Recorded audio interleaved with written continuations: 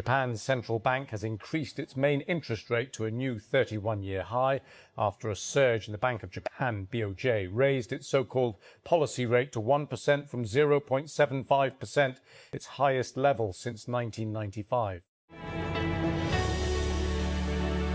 The Australian Federal Police, AFP, are investigating claims that Israeli forces raped and tortured a group of activists who were detained after trying to deliver aid to Gaza by boat.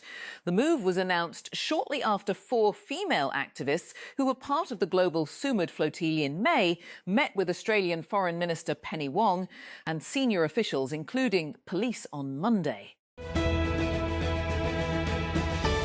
British forces have seized a Russian-linked oil tanker suspected of breaching sanctions while transiting the English Channel on Sunday, in what Prime Minister's significant setback for Moscow's efforts to fund its war in Ukraine.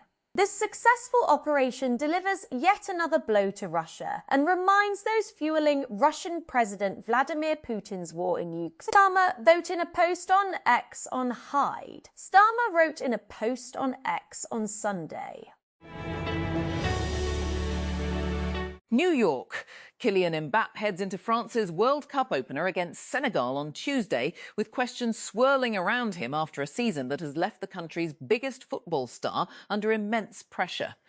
The France captain drew a blank in warm-up games against Ivory Coast and Northern Ireland and ended the season at Real Madrid without a trophy, despite finishing as La Liga's top scorer.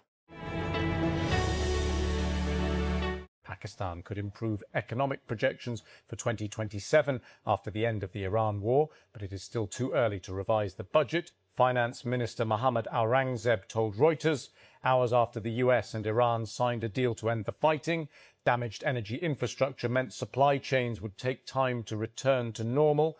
After the conflict pushed inflation back into double digits, Aurangzeb said. On May 9, 2026, Malay Mail published a 2-part article by former Indian Commissioner for Indus Waters P.K. Saxena titled Indus Waters Treaty: Asymmetric Obligations, Unequal Concessions and Pakistan's Weaponization. The article tried to do more than criticize Pakistan. It sought to recast the Indus Waters Treaty as a historical injustice to India, to portray Pakistan's use of treaty procedures as obstruction, and to defend India's decision to hold the treaty in abeyance as a legitimate correction of an allegedly unequal bargain. Lahore, Quetta. Punjab's tax-free budget for the financial year 2026-27 will be presented on Tuesday today during the 43rd session of the Punjab Assembly, which has been summoned by the governor. Meanwhile, the Balochistan governor has convened the Provincial Assembly's budget session for Wednesday tomorrow at 4 p.m. in Quetta. Iran twice battled back for a 2-2 draw with New Zealand on Monday in their frenetic opening match of a World Cup campaign that has been overshadowed by war, politics and protests. The Iranian team's very presence at the Los Angeles Stadium had long felt uncertain after months of military conflict between their nation and the United States. Karachi, the investigating officer, IO, of a case against alleged cocaine dealer Anmol Pinky on Monday filed an interim charge sheet stating that the accused had been involved in drug trafficking for the last 16 years and she used to supply narcotic substances in posh areas as well as among university and school students. The charge sheet was submitted before the judicial magistrate. The IO also sought time to submit the final report, stating that he was awaiting forensic reports and responses from the concerned departments regarding the suspect's travel history and assistance in the investigation.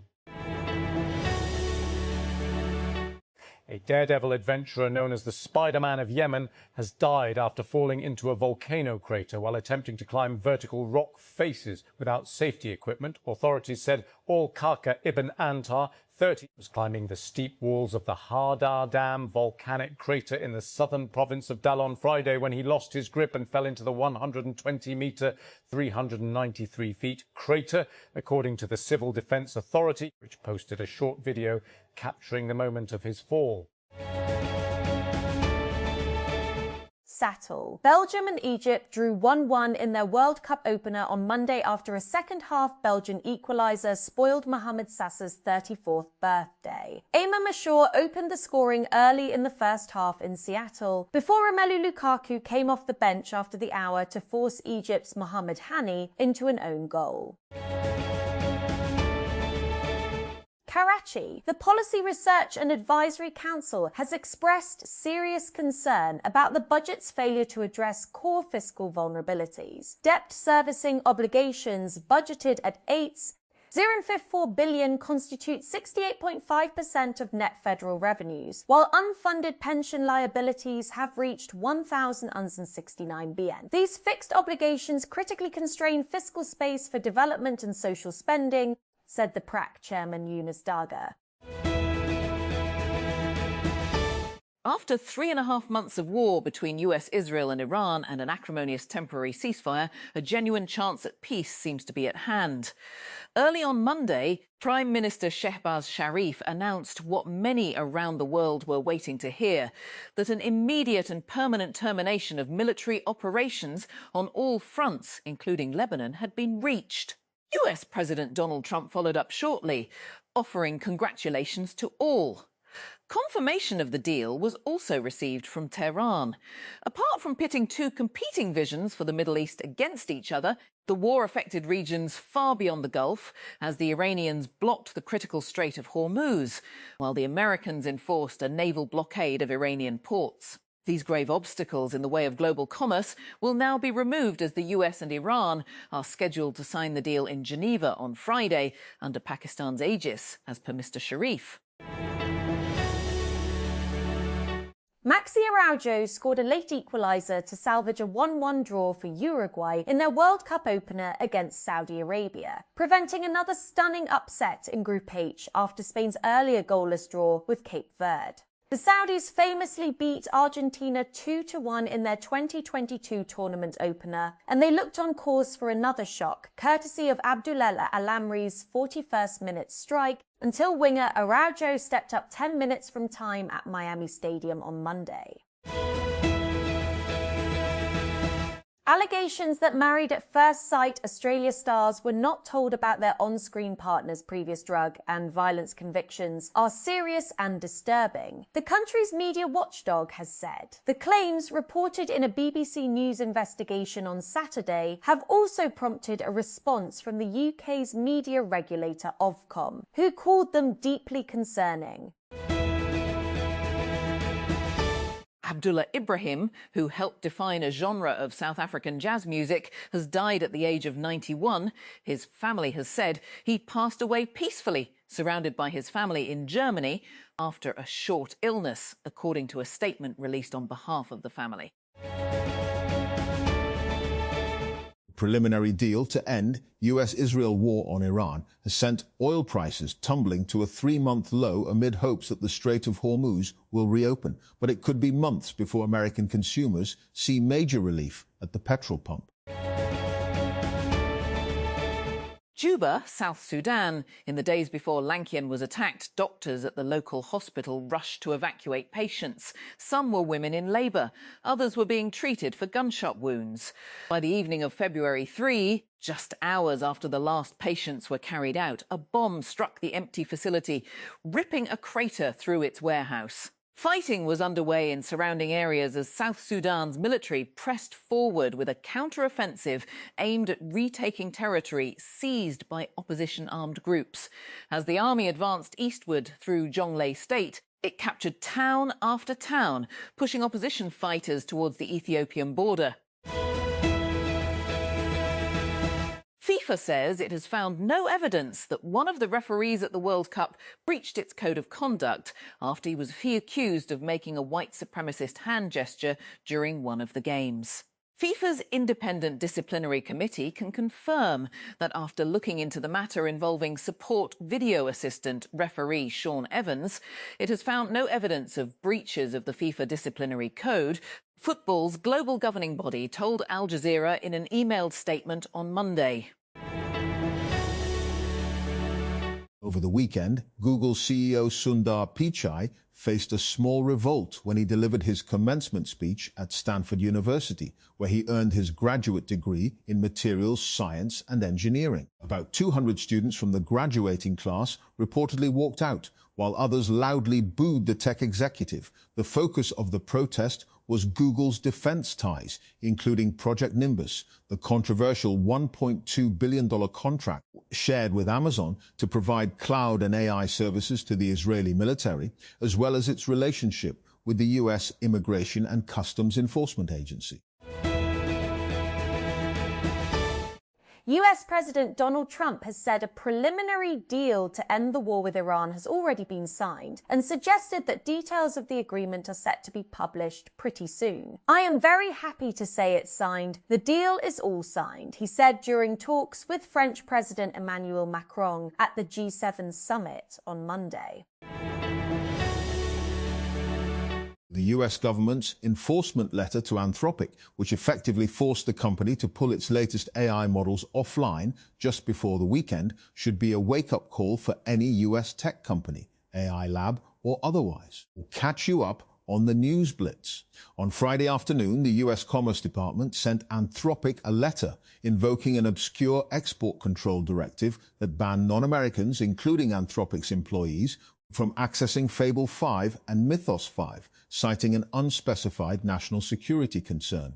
Anthropic said it believes the letter is related to a bypass of the model's guardrails, but isn't sure because the letter doesn't provide specific details. The letter has not been made public.